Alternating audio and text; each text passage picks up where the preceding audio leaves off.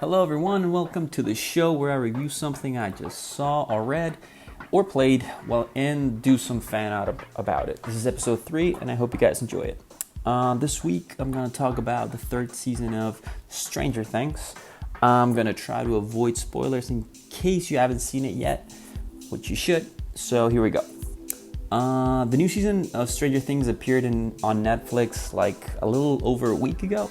It's only 8 episodes, which I kind of loved, because if the Netflix Marvel shows taught us anything, is that maybe 13 episodes can dilute the shit out of your season. So I really enjoyed the season. You can tell that with every season that goes on, the budget for the show gets bigger and bigger. Like this season, not only they had a bigger threat than the last couple of seasons, but the art direction as well has been kicked up to 11. Since most of the season takes place within a mall, and they actually built a fucking mall to shoot in, or if they didn't build it, at least they spent a ton of money making it look like it was a working mall from the 1980s. It looked great. The season felt much more adventure oriented than the last two, where I felt the past couple seasons were more angling towards the horror aspects of the story. This one felt way more fun, more cartoony even, which I really enjoyed. The only part of it that felt a bit forced was Hopper, the character, his development, where he was a little too strong, reacting to everything. So in a show that's already cartoony, it made him seem super unhinged compared to the rest of the characters. Structure-wise, the show maintains the way the second season developed, where you have 3 or 4 different storylines advancing parallel to each other, and to eventually they all come together at the end. It's like Seinfeld, but with monsters made out of goo. It was a really cool looking season. The main bad guy was super cool. I really liked it. I'm not gonna spoil it, but you'll see it. The one thing that surprised me though is that they killed a shit ton of people in this season. A lot of folks from that town bit the dust. That's probably not important to your enjoyment of the show, but I did notice it. Hawkins sounds like a really shitty place to have your summer vacation at. Overall, the whole season I thought really worked. The pacing was great and the cliffhangers were really well executed. Having not been the hugest fan of the previous seasons, this one probably is the one that I've enjoyed the most. Most of the fact that I haven't loved the other seasons as much as other people is that I think the 80s nostalgia thing is a little played out by this point, and at the rate the kids are growing up, I wouldn't be surprised if the next season takes place in the 90s, with all the kids all grunged up in college and not having to endure all the terrible fashions they had to run around in for the months it probably took them to shoot the show.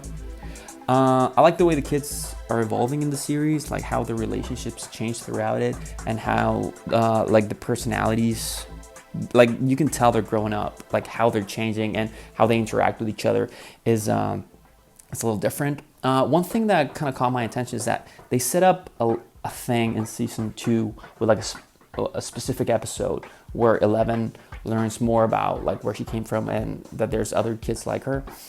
And I thought they were going to play with that this season, but it didn't come up at all, which was kind of weird to me. Another thing that kind of I noticed was that most of the time the parents don't know where the fuck the kids are. And I mentioned it on social media and people were yeah, that's how the 80s were. It's yeah, but these kids didn't come home to sleep. So I'm not, that kind of took me out a bit. Also, the Steve and Robin relationship. Robin's a new character that worked with Steve at the mall. Their relationship was really cool, and the little twists it had at the end I thought worked really, really well.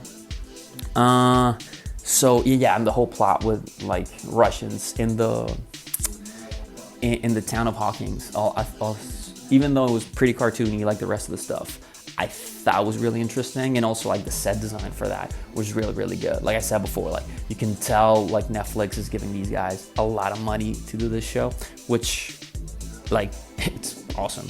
It was kind of weird that the Byers brothers didn't talk much in the season, being that the first couple seasons the big brother was really concerned about Will's well-being, and now I think they talked once in the whole season, which was weird.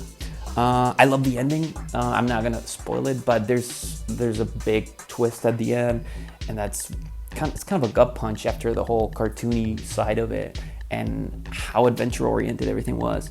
I really enjoyed it. It caught me by surprise. So it was like a very like strong point of the season. Like it was a good ending, and I'm kind of excited to see what they do next.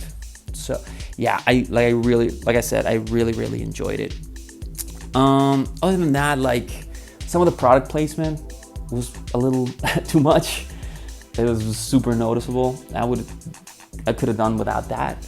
I did like some of the art direction stuff where like the camera angles would change when characters would change, and that was like direction wise I thought was really smart. The scripts were great, and overall it's like a super enjoyable season. Like I really recommend it, and I hope you guys can check it out. I hope I didn't spoil too much of it, but yeah, it's super quick to watch. You can get through it in a couple days, so yeah, definitely check it out and see it on your Netflix apparatus that you watch your shows on.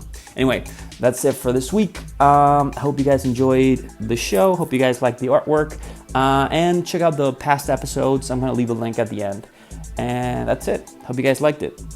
Bye.